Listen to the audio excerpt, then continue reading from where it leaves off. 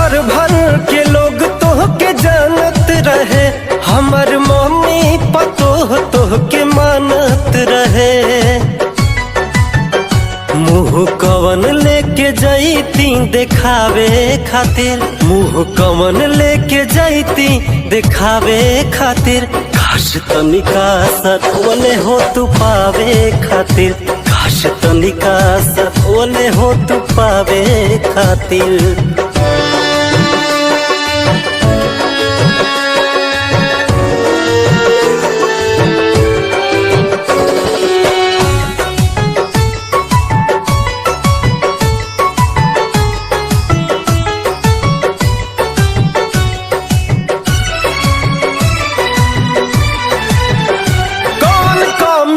रहे सिंह कुशेषनाथ में शादी कैलू अमर जितवा।